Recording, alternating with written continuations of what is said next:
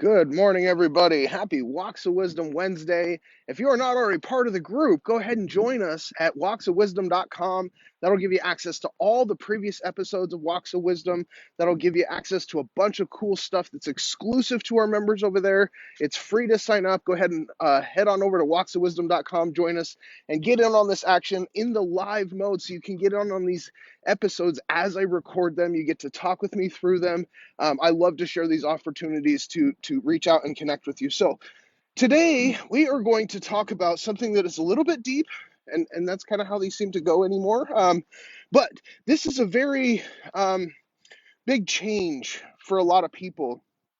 And one of the things that I've really come to realize as I've been, sharing these messages over the past few years, man, I've been doing this for years, but perception change is my biggest focus anymore, okay? And what this means is shifting the way in which you view things. How do you look at it?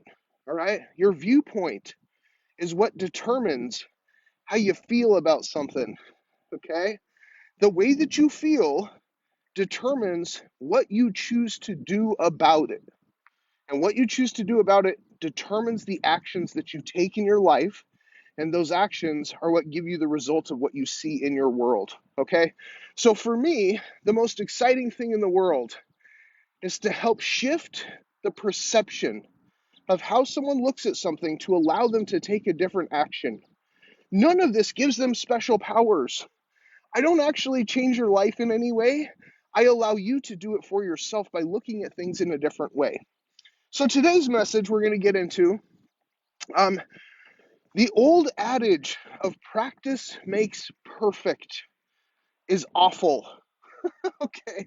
I absolutely hate that saying because perfection is never reached. It's impossible. So setting yourself up for failure is believing that you can reach perfection. That's not the goal.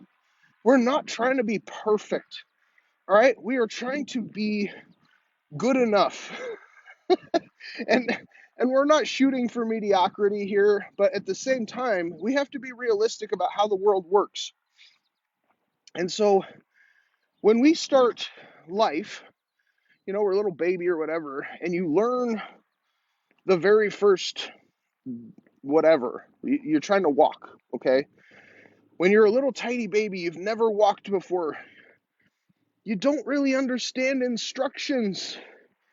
Someone could sit there and talk to a baby as much as they wanted to, trying to read them books and have them watch videos and explain to them techniques and all these different concepts about how to walk.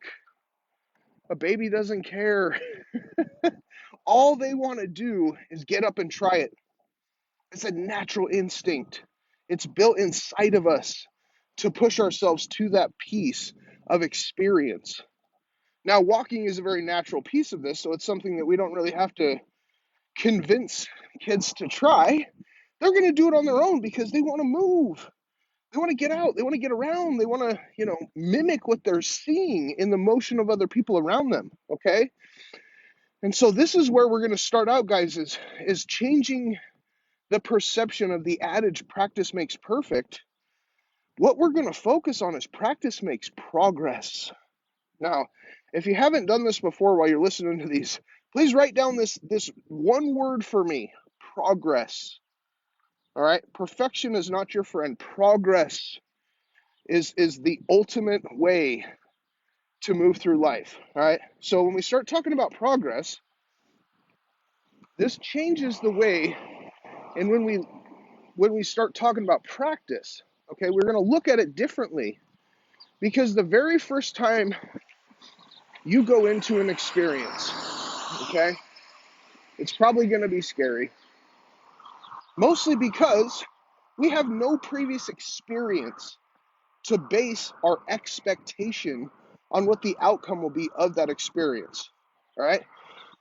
The very first time, we put a lot of pressure on ourselves because of the unknown. And that's not really fair. There is no way for you to be good at something the very first time. And if you are, that just happens to be lucky, okay? They may call that talent or whatever it may be. But the point is, the word progress is a systematic progression in micro increments, okay? Progress does not happen in leaps and bounds. It happens in small ticks. You put in a little bit of work, you get a little bit of result back. Now, here's the thing for us, guys. When we go into any experience, whether it's a new one, an old one, whatever it may be, before we engage, we create a vision in our head as to what that experience will be like. What will the activity of it be like? What will the result end up as? All of these things go running in our head and we make it up.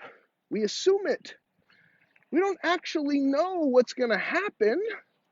We just try to figure it out ahead of time so we can set ourselves up for the best opportunity to play the game right, okay? Whatever the situation may be. So whether you're, learning how to walk as a little baby, or,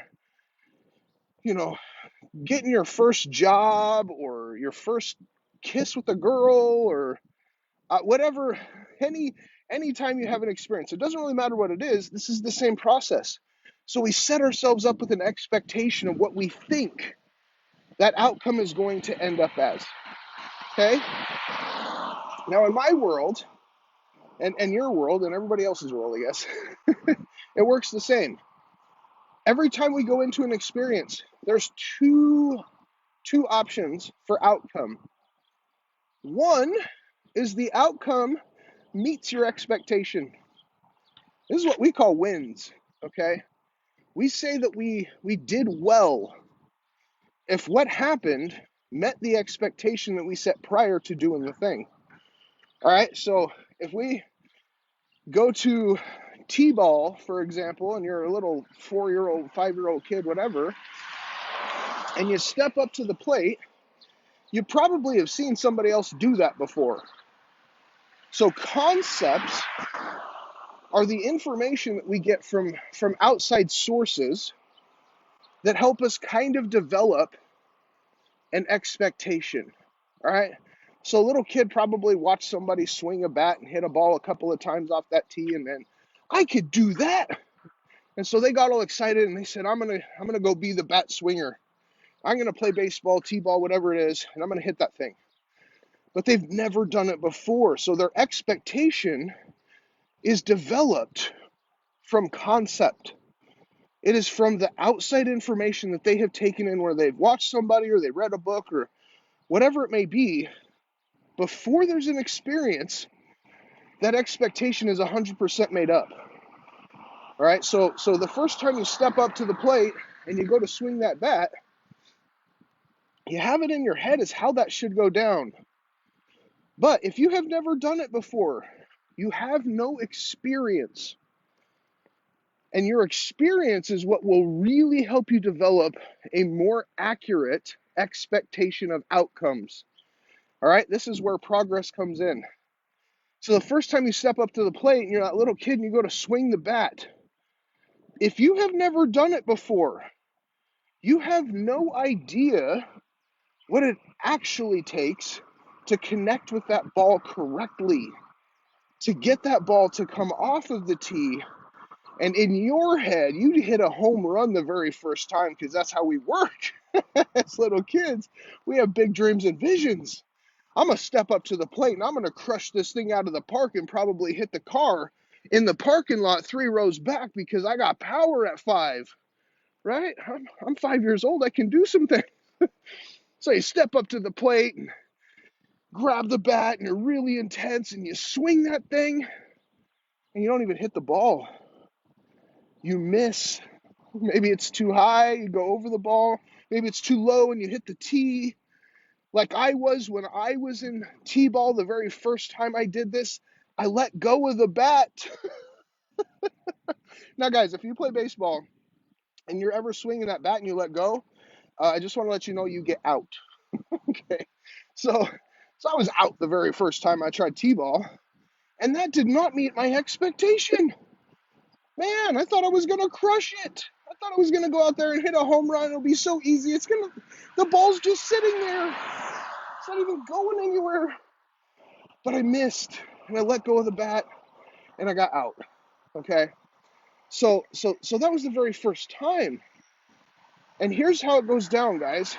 The two options for outcome is where the result meets the expectation. This is what we call a win. And this is where we screw ourselves up. All right? So if you got a pencil, you want to write this down. This is very important. This is where we screw ourselves up, and this is where we're going to work on perception, is when the outcome does not meet our expectation. This is most of the time. We make up our own vision in our head of how we think something is going to happen. But guys, I got some scary news for you. You do not control the outcomes. You don't control what happens from the things that you do. You only control the decision of what things you're going to do. Okay? So you decided to step up and swing the bat. But whether you hit the ball, you hit a home run, you let go and you're out, whatever that is, the decided expectation ahead of time is not your part. It is something that helps drive motivation to take action, but you do not control how it actually ends up. All right, so this is awesome. This is like the magic key, because this is what allows you to take the pressure off yourself to be perfect. All right, or even to be good the first time at something, or even after a couple of times, because here's what happens. You can read all the books, you can watch all the shows, you can listen to people talk, you can do all the things in a concept relay where you get that outside information from some other source and bring it in and try to internalize it. You can do that as much as you want, but until you step up and you swing that bat at the ball, you're not going to create the same kind of understanding. And this is where it really comes in. When we've done something once, we create the first experience. And so then we now have something to create a more reliable expectation based on our actual ability, not what we've seen somebody else do. All right? Right now, we got the Olympics going on. They got 2020 Olympics over here in Tokyo. It's 2021, so they kind of slowed down because of the COVID thing. But watching these people do stuff in the Olympics makes it seem so easy. I mean, I can swim like crazy, but watching these dudes out here swimming these races and breaking world records and getting gold medals and all these things, watching them do it makes it seem really easy because they've done it a lot, probably their whole lives, and practiced and practiced and practiced and progressed to get to that point of Olympic status where they are the best in the entire world at this. It does not mean they're perfect. Olympians are not perfect. There is a couple of different ones where the expectation of everyone around them was set for them to win the event that they were taking on. And they got into the event, and it was something that they had done hundreds of thousands of times probably, I don't know, but when somebody steps up to do an event, they only get to control the choices that they make within the event. They don't actually get to control the outcome. So a lot of times, these heavy favorites to win these Olympic events step into whatever that event is and they mess up. How's an Olympian going to mess up? You have to be perfect at this, right? Nope. They are people, all right? They're just regular people like you and I who have practiced over and over and over and over and over and over at the same thing to try and develop a structured step plan that they can rely on in their expectation of how they are able to do something. So the very first time you step up to the T-ball and you swing and you miss high or low or let go of the bat like me, whatever it may be, excuse me, you develop your first experience. And that experience is very powerful for you because it creates a memory. It is a physical encounter that we went through that we can now look back on as, hey, here are the points of what actually happened when I did the thing that I now want to use as a reference. So the very first time you go to swing that bat, you don't have a reference point. There was no last time, okay? There's hopefully going to be some next times if you think this is something that you really care to improve at. But if it's like, oh, I did the thing and it was absolutely horrible and I never want to do that again, you don't have to worry about it, okay? So here's where we come back to those two experiences, guys. The two outcomes are you win some, where that outcome meets your expectation, or you learn some, where the expectation was different than the outcome. And I'm going to give you a little secret here. The outcome is never wrong. All right? So disappointment is where the outcome does not meet your expectation, and we attach a negative emotion to it. Got some big trucks running today. So when we have an expectation that does not meet the outcome, we have to learn from that. And so we go back on that experience. We start to analyze it. And we say, okay, I was standing this way, and I was holding the bat at this point, and my elbows were here, and I swung this way, and here was the effort I put into it, and blah, blah, blah. And here's what happened. We analyze all of the pieces of our experience. We don't do that. There's no way to do that when you're into a concept. When you're watching somebody else swing a bat, you don't know what it is that they're actually doing. You can watch it and you can maybe try to mimic it, but until you go out and do it yourself, it's very, very difficult to get a full understanding of the actual mechanics behind something, okay? So now here's the thing. Progress is the intention through micro increments to improve in the next experience and get a closer result to our expectation than we did last time. Nowhere in that does it say that the goal is to perform without flaw, is to perform without any issues or problems or opportunity to learn and improve, okay? So the next time you pick that bat back up and you step back up to that plate and you say, okay, last time I did this, this, and this, and my elbows were wrong and my feet were pointed the wrong direction and whatever it was, and you take another attempt based on how you think you can make adjustments to get a better result to match your expectation of crushing it out of the park, excuse me, you're going to take another swing. You're going to try and experience again. Now, if you did some good analysis and you made some of those adjustments and you're aware in the moment and you take that next swing, hopefully you're going to get closer. Not closer to a home run, closer to connecting with the ball. Because that's really the first piece. That's one of the mechanics that's included in hitting a home run, right? You have to be able to connect the bat to the ball. So when you take that second swing, maybe you do actually connect.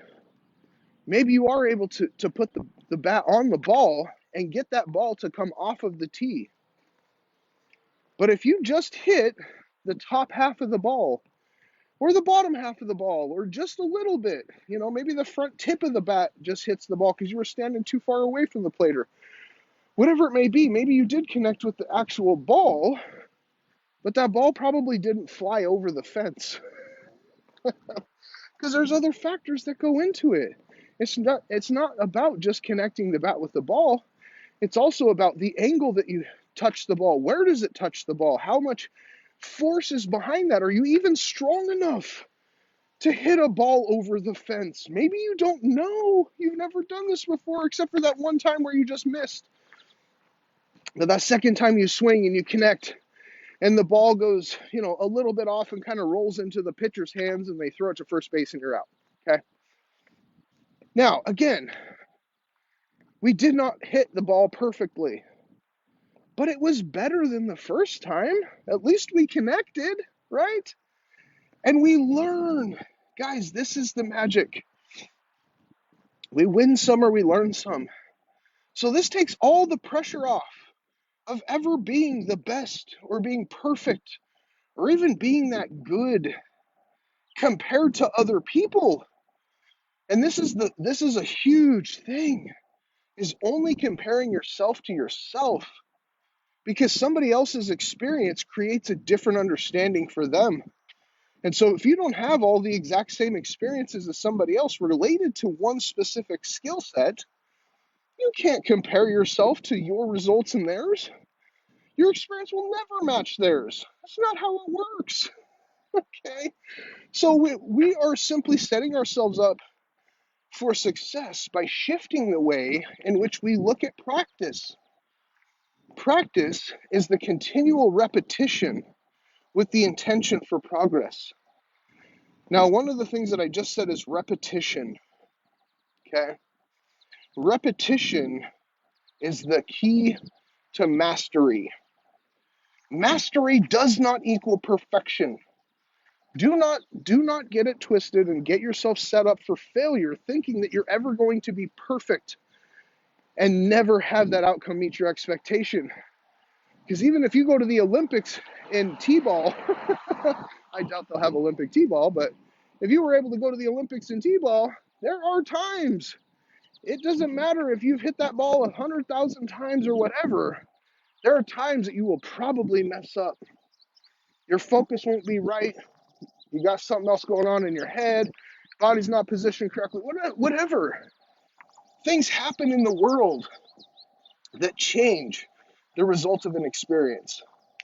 A lot of times, we can adjust them next time, but in the moment, if we don't have everything lined out specifically and a routine and a very structured focus on how all the pieces need to fit together to get this expected outcome, it might not always happen well, all right? So, repetition being the key to mastery. This is where you get closer and closer each time of having the outcome meet your expectation. The better you can get at this, at getting that outcome to meet the expectation, the closer you can get to say you're good, that you're good at something. Now, here's the thing, guys, with scariness. We never want to feel good at something until someone else tells us that. We don't want to feel arrogant, all right? Now, arrogance is literally defined for me as having your value told to you by outside sources. That's the opposite of how we think it should be, right? So confidence is knowing your own value regardless of the outside voice, the outside information. So when you've done something a few times, let it be okay for you to tell yourself that you're decent at it or that you're even good at it. Because that comparison is you versus the previous versions of yourself, not you versus anybody else. You don't have to be an Olympian in any event to claim that you're good at it. There is no Olympic event for everything. There are a few. They're getting more and more. I used to race BMX bikes when I was a kid. They now have BMX racing as an Olympic event. I don't know, maybe I've been going on last 4 or 5 Olympics. I don't know, but when I was a kid, we raced BMX bikes and that was not a thing.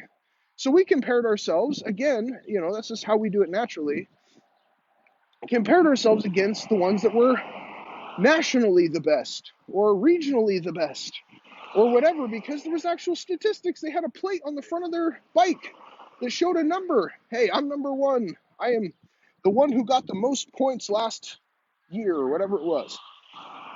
But just because somebody held a number one plate did not mean that if we both lined up in the gate and came out and raced our hearts out, that that person was going to win every time. Okay? They can mess up. Their practice is still engaged. So every single experience, guys, is practice. Have you ever been to the doctor? A doctor's entire career, their whole business is called practice. You can't be perfect at health. You can't be perfect at medicine. You can't be perfect at anything. You're practicing all the time. So take that stress off yourself of feeling like you got to be perfect.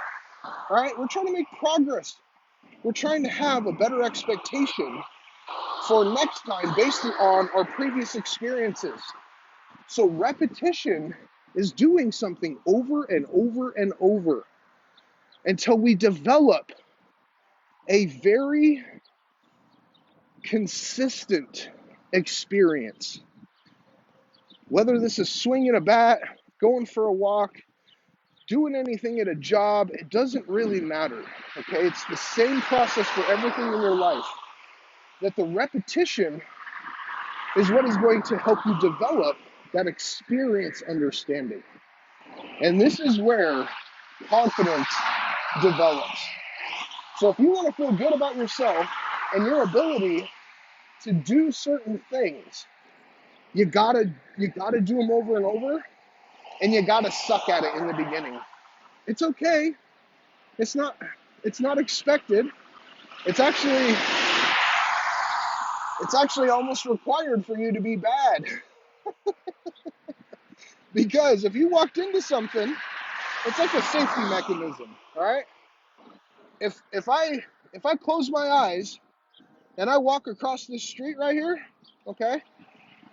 If I just close my eyes and I have never walked across the street before, and I try to walk across the street with my eyes closed, I'll probably get run over.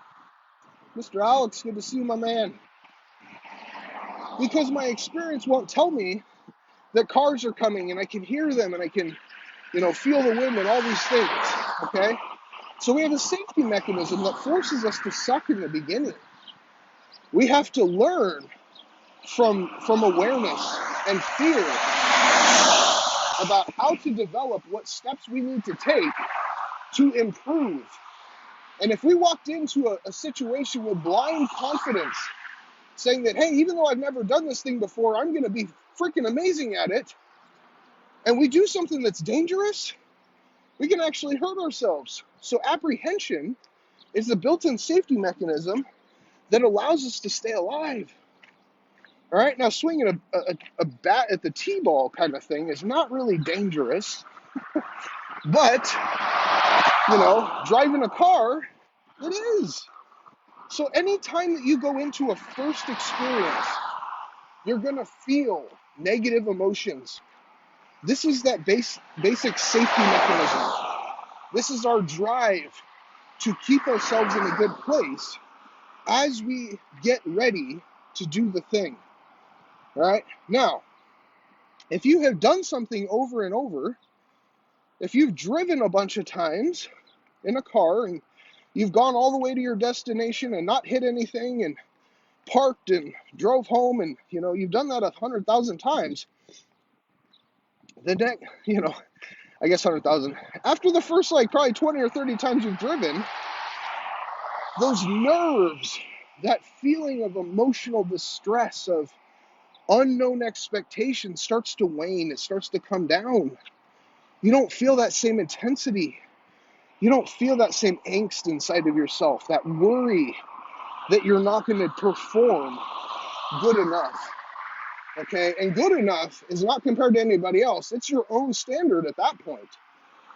Am I going to make it safely from here to there? All right? Now, again, if that's not something that you have done enough times to create that, the only way to get to that confidence level is through repetitious experience. You have to do something enough times and not really have a good experience in order to get yourself to that place of being confident in what you're able to do. Oh, sunrise, guys. So gorgeous. I absolutely love walking. If you ever decide to start walking, do it in the morning. Oh, it's so awesome. But guys, the repetition is really what develops that confidence for us. All right. And so as you go out into your world today, don't fear outcomes. Outcomes are never wrong. Your expectation is the only piece that needs to change. And this is simply based on how you look at your previous experiences, not somebody else's, not information, not concepts you're trying to understand. Do the thing yourself and figure out how it is that it went down last time, what factors caused the outcome not to line up with what you expected to happen, and make adjustments and decide what is the next time I can experience this again to practice. Okay, practice is the thing of just doing it over and over. Repetition is that key that we're looking for to match up those outcomes and expectations so that we can feel confident going into the next time that we do something. Because, guys, once you've done it enough times, you can get in that car and you drive all the way across town and not even remember the trip. Wait a minute, how does that work? Your eyes aren't closed.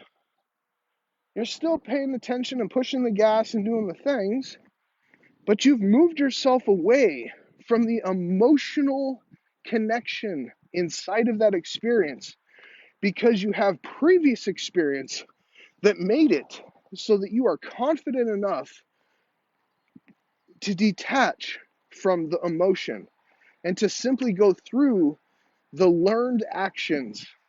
Okay, your experience is coming through that allows you to subconsciously take over. This is where progress is made. When we move from conscious action to subconscious response, becomes automatic. This is where we no longer have to think about how we're standing, how we're holding the bat, what our angle of swing is, whatever. Because we've analyzed it enough times over and over in the previous experience that if we simply put ourselves into a position that we remember, that we feel correct in, and we move our body through that swing motion, that we know what's going to happen, or at least we believe we know, because that's how it happened last time. Now again, things can still mess up. Things can still come out different than what you expected, regardless of how many times you've done something. You can be that Olympian where you've done backflips on that little set of bars or whatever it is in the gymnast world. I watch these guys do crazy stuff, but they've done it so many times for their whole lives, for years and years and years, and built all the way up to this point. And they get up there and they flip on the bar and they mess up. No one's perfect. You're not perfect. I'm not perfect. No one will ever be perfect at anything. But they can improve their ability to perform a specific action simply by repeating it over and over enough times to develop an automatic response that is disconnected from emotion. This is not going to help you actually get better.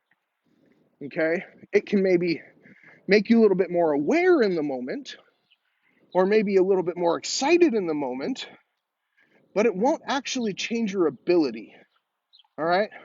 Your ability to crush that ball over the fence when you hit it off of the tee, a lot of times isn't the actual ability, it's strength.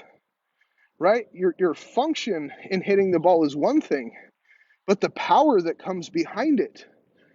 Maybe you got to hit that ball a few times and develop the muscles to really, hit that thing. Or, at 5, you're probably not lifting weights or anything, but you get my point. Is there's steps that you have to take to improve yourself in many ways that allow you to get better at something, so that the next time you can simply walk in and not have a lot of emotional connection, not have a lot of stress, not have a lot of preset in your head as to how this is going to go down and whether it's going to be positive or negative. You can step into a thing and do the action and be okay with the outcome. And this is where you win, guys. If you're going to take anything away from this really long talk, take this piece. The only piece that you control is the choice of the next step, not the result. You don't get to decide what happens. You get to decide what steps you take. So regardless of the outcome, whether it meets your expectation or not, call it a win or call it a learn. Take the information out of that as I did the thing, it met my expectation, or I didn't meet the expectation. And here's the things that I want to adjust for my next experience. And that's what it always comes down to, is we're always trying to improve for the next time. This one doesn't matter. It's all about next time. Oh, I didn't get where I was at. Next time I'm going to do this. Next time I'm going to do this. Next time I'm going to do this. Okay? Same with the Olympians. They do the same thing. Even though they've done something 100,000 times before and they go to the Olympics and mess up, they're not going to say, oh, that didn't go well, so I quit. I'm never going to do this again. Hell no. They use that as motivation because that thing that they're doing is important to them. They want to be good at that. They want to improve. They want to be a master in their own right. And so they analyze that. They watch the films. They self-internalize what I did and how I was positioned. And, oh, here's the thing, okay?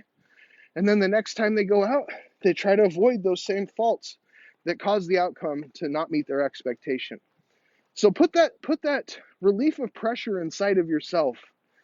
Whenever you go into a situation, yeah, there may be emotions involved, but don't let that sway your decision making to go after what it is that you see as important for yourself to have as an experience in your life.